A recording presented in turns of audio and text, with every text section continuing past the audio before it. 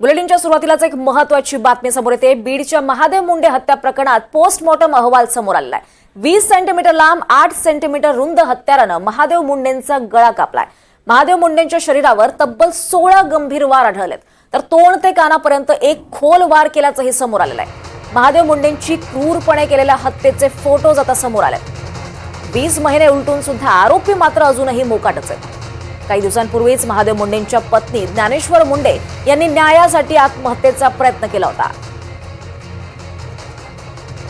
तर महादेव मुंडे हत्या प्रकरणात पोस्टमॉर्टम अहवाल समोर आलेला, या अहवालात अनेक बाबी समोर आल्या, ज्यामध्ये 20 सेंटीमीटर लांब 8 सेंटीमीटर रुंद हत्यारानं गळा कापलाय।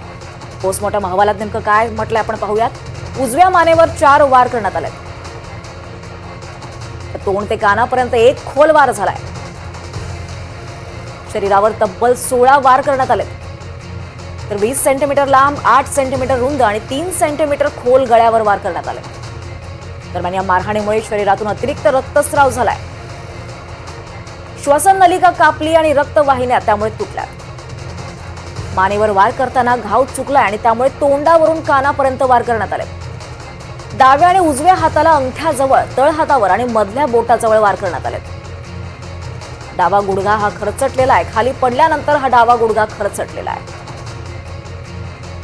महादेव मुंडेंचा पोस्टमॉर्टम अहवाल समोर आला, यात अनेक बाबी समोर आल्या। या संदर्भात अधिक माहिती घेऊयात। आपल्यासोबत आपले प्रतिनिधी आकाश सावंत आहेत। आकाश, हा पोस्टमॉर्टम अहवाल सध्या समोर आलेला आहे, आपण सकाळीच त्याबद्दल बोला। सध्या काय अपडेट्स मिळतात आपल्याला याबद्दल? नक्कीच दीपाली, महादेव मुंडे खून प्रकरणाचा आज सकाळी पोस्टमॉर्टम रिपोर्ट समोर आला आहे। आपण बघू शकतात की त्यांच्या शरीरावर विविध प्रकारचे वार करण्यात आले आहेत। अत्यंत निर्घुणपणे त्यांची हत्या करण्यात आलेली आहे।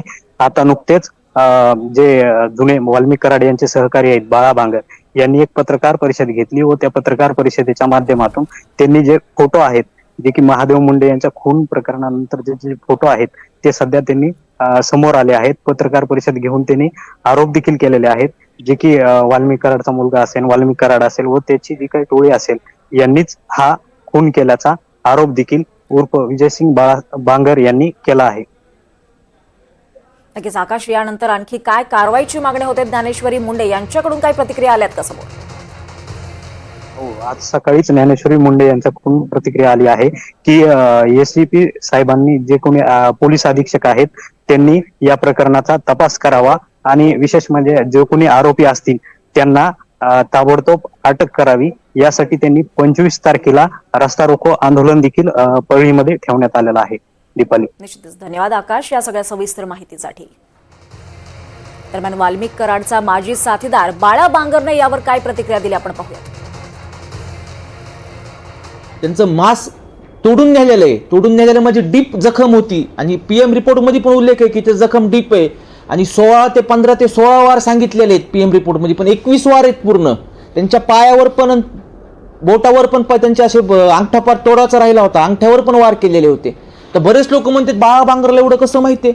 अरे बाळा बांगरला लोक सांगतात ना, ही जी घटना घडत होती, महादेव मुंडेंच्या पहिलं पायावर मारलं, ते रेंगळत चालले, रेंगळत जात असताना त्यांचं जीवाचं भीक एवढंच म्हणत होते, माझा लेकरं बाळ असते काय, मला जगू द्या, असं करू नका, काय कारण आहे? फक्त वाल्मिक कराड त्याच्या पोराचा छोट्या प्लॉटिंगच्या व्यवहारातून इगो हार्ट झाला म्हणून एवढ्या अमानुष पद्धतीने मारतात।